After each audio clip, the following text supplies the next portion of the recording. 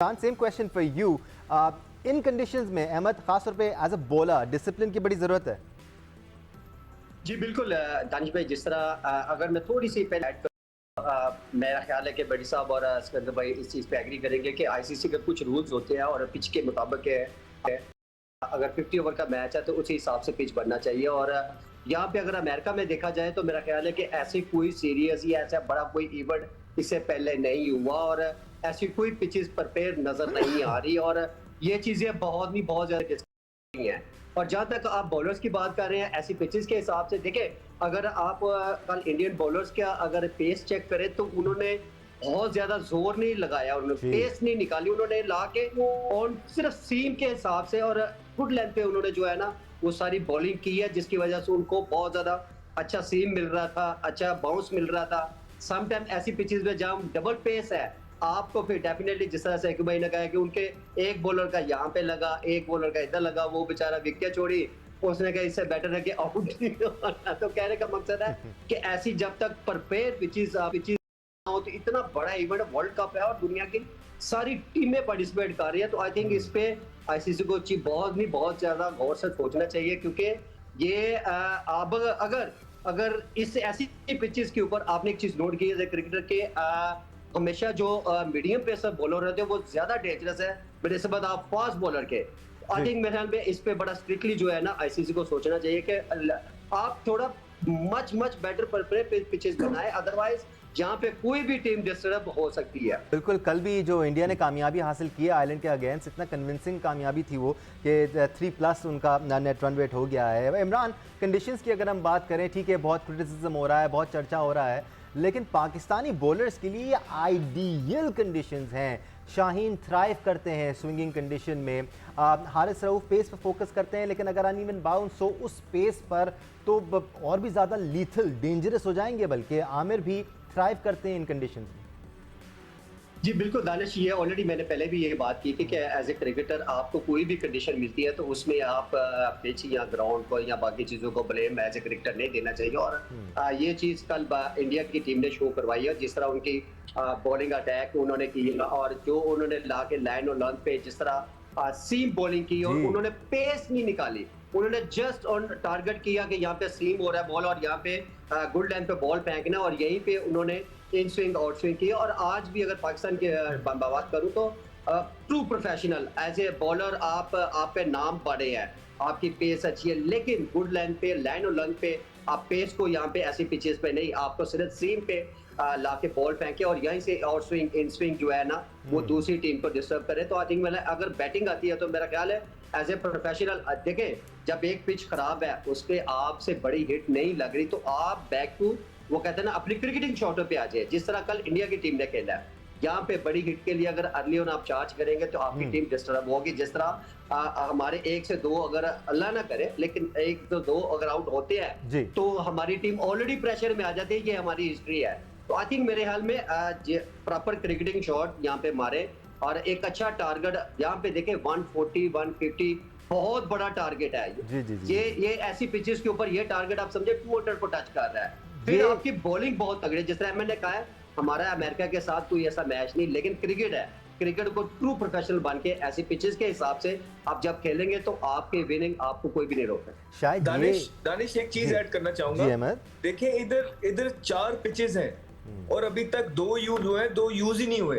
तो हमने ऐसा भी नहीं करना कि प्रीमेच्योरली आप माइंड बना के चले जाएं कि ये पिच है और ऐसा हो जाएगा। नहीं, आपके मैच के दिन जो पिच होगा आपने उसको असेस करना है, असेस करके क्रिकेट खेलनी है। हो सकता है वो पिच बेहतर हो सकता है वो 180 वाला पिच हो, 200 वाला पिच हो, तो आपने उसको असेस करना है और कंडीशन के हिसाब से खेलना है। ये बड़ा इंपॉर्टेंट होगा ये फैक्टर। अच्छा अहमद, मैं एक चीज पूछता हूँ, आप ओपनर हो दोनों, आप ऐसी जगह पे जाते हो जहां पे आपको पिच का नहीं पता, तो कितने बॉलों के बाद आपको पिच का आइडिया हो जाता है? असेसमेंट कितनी जल्दी हो जाती है? कितनी जल्दी हो जाता है? तो सर ज्यादा से ज्यादा बहुत भी लग गया 1 ओवर लग जाता है, 1 से 1.5 ओवर। अहमद मेरा भी सवाल है, बिल्कुल सही क्वेश्चन की है। एज ए ओपनर अगर बात करूं तो मेरा ख्याल है कि ऐसी पिचेस के ऊपर जिस तरह मैंने कहा 1 ओवर 4-5 बॉलों पे आपको आइडिया हो जाता है, लेकिन यहाँ पे सबसे बड़ा जो फैक्ट होगा वो आपकी रनिंग बेटी में कवर होगी। आप जहाँ पे सिंगल नहीं आपने छोड़ना, बैट को टच नहीं और भागना है। ऑलराइट जेंटलमैन, एक ब्रेक लेने का टाइम हो गया। I understand we have a lot to say, हम सब बहुत ज्यादा एक्साइटेड है